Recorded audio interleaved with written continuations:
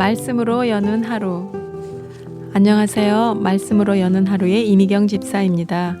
오늘은 하나님의 말씀 느헤미야서 6장 15절에서 7장 4절의 말씀을 함께 나누시겠습니다. 하나님의 말씀입니다. 성벽 역사가 52일 만에 엘룰월 25일에 끝남에 우리의 모든 대적과 주위에 있는 이방 족속들이 이를 듣고 다 두려워하여 크게 낙담하였으니 그들이 우리 하나님께서 이 역사를 이루신 것을 알미니라. 또한 그때 유다의 귀족들이 여러 번 도비아에게 편지하였고 도비아의 편지도 그들에게 이르렀으니 도비아는 아라의 아들 스가냐의 사위가 되었고 도비아의 아들 여호하난과 베레가의 아들 무슬람의 딸을 아내로 맞이하였으므로 유다에서 그와 동맹한 자가 많음이라. 그들이 도비아의 선행을 내 앞에 말하고 또 내 말도 그에게 전하매 도비아가 내게 편지하여 나를 두렵게 하고자 하였느니라. 성벽이 건축됨에 문짝을 달고 문지기와 노래하는 자들과 레위 사람들을 세운 후에 내 아우 하나니와 영문의 관원 하나냐가 함께 예루살렘을 다스리게 하였는데 하나냐는 충성스러운 사람이요 하나님을 경외함이 무리 중에 뛰어난 자라. 내가 그들에게 이르기를 해가 높이 뜨기 전에는 예루살렘 성문을 열지 말고 아직 파수할 때에 곧 문을 닫고 빗장을 지르며 또 예루살렘 주민이 각각 자기가 지키는 곳에서 파수하되 자기 집 맞은편을 지키게 하라 하였노니 그 성읍은 광대하고 그 주민은 적으며 가옥은 미처 건축하지 못하였음이니라. 오늘 하나님의 말씀을 묵상하면서 관계의 하나님에 대해 생각합니다. 오늘 본문에는 두 인물을 통해 나의 자리를 그리고 하나님께서 원하는 자리에 대해서 생각하게 됩니다. 한 사람은 도비아라는 사람이고 또 한 사람은 하나냐라는 사람입니다. 동시대에 같은 지역에 살고 있습니다. 겉으로 판단을 하자면 도비아라는 인물이 돋보이고 능력도 있어 보이고 사람들과의 관계도 잘 맺는 것 같아 보입니다. 하나냐에 대해서는 7장 2절에 나오는 말씀으로 생각해 봅니다.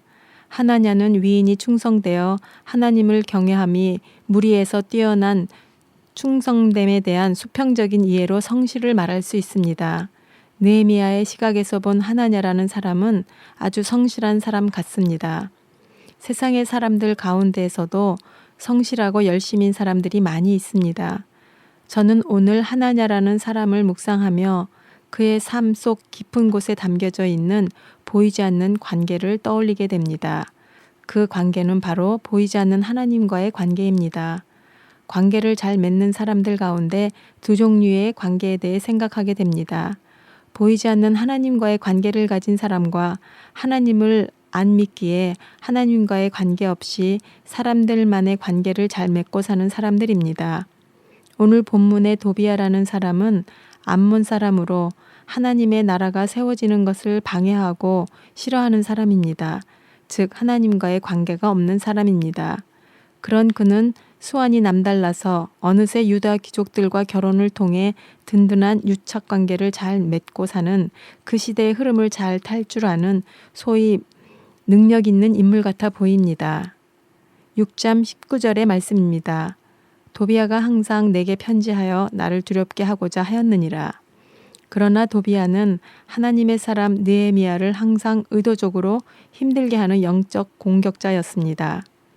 이런 상황 가운데에 있는 느헤미야를 보면서 우선 나 자신은 어떤 부류에 속한 사람인가를 생각하며 성령님께 묻습니다. 성령님이 보시기에 나는 어떤 사람입니까? 하나님께서 나에게 주신 여러 모양의 공동체 안에서 나는 그 공동체를 하나로 화합하거나 어우르는 역할을 하는 사람입니까? 아니면 은근슬쩍 교묘하게 공동체를 분리시키고 나누는 역할을 하는 사람입니까? 느헤미야는 분명하게 도비아에 대한 분별을 가지고 있는 것 같습니다. 그리고 또한 그 분별력으로 누가 하나님의 성 예루살렘을 다스리고 지킬 수 있는 사람인지 알고 신실한 하나님의 사람을 세웁니다. 어느 공동체나 이런 두 종류의 사람들이 존재합니다. 지도자의 역할은 공동체 안에서 도비아와 하나냐를 분별해야 합니다. 그런데 그 분별은 쉽지가 않습니다. 영적으로 깨어 있는 만큼 바르게 볼 수 있습니다.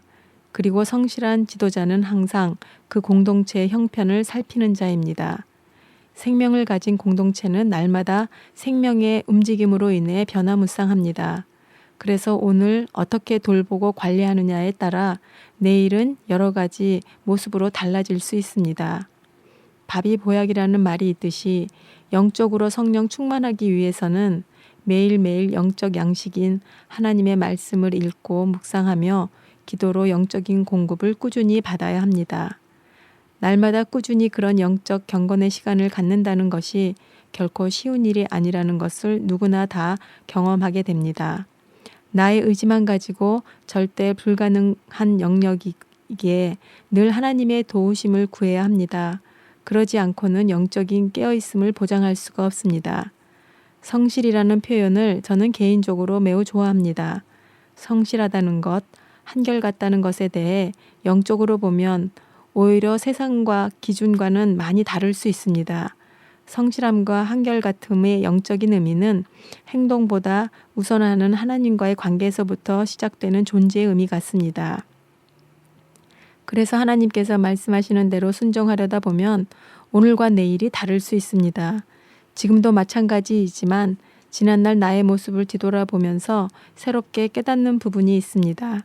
예를 들면 어떤 경우에 하나님께서 나에게 명령을 주셔서 순종하고 나아갔는데 얼마 안 되어서 전혀 다른 명령으로 지금까지 순종했던 부분과 정반대의 길을 나에게 원하십니다. 그런 때 저는 처음에는 혼란스러웠고 하나님께 불평하며 고집을 부렸던 때가 있었습니다. 그런데 지금 생각하는 진정한 성실함이란 하나님이 시키는 대로, 원하시는 대로, 말씀하시는 대로 유연하게 따라가는 것이라는 마음이 듭니다. 내가 생각하는 성실과 하나님께서 원하시는 성실 사이에서 나는 세상의 기준과 내 자아의 기준으로 때로는 하나님의 뜻을 거부하며 혼란스러워하며 한 적이 한두 번이 아닙니다. 이러한 시행착오를 통해서 고집스런 나를 조금씩 변화시키고 계셨습니다. 하나님 앞에서의 성실, 충성은 절대적인 하나님에 대한 신뢰입니다. 이러한 갈등을 생각할 때마다 떠오르는 사람이 있습니다. 그 사람은 바로 믿음의 조상이라고 불리우는 아브라함입니다. 아브라함 100세에 말씀대로 주신 아들 이삭은 아브라함에게 있어서 자신의 생명보다 귀한 아들입니다. 그런데 어느 날 하나님께서 아브라함에게 그 귀한 아들 이삭을 제물로 바치라는 명령을 주십니다. 아브라함은 하나님께서 주신 명령에 대해 자신의 마음이나 생각을 말씀드리지 않습니다. 다만 하나님이 말씀하시는 대로 순종하고 이삭을 제물로 드리기 위해 길을 떠납니다. 아브라함은 왜 하나님께 아무 말도 묻지 않고 말씀을 순종해 떠났을까? 아브라함이 말없이 순종한 이유는 그동안 그의 삶을 통해 하나님과 맺은 관계를 통해 그에게 어떤 하나님이신지 신뢰한 만큼 반응하는 것 같습니다.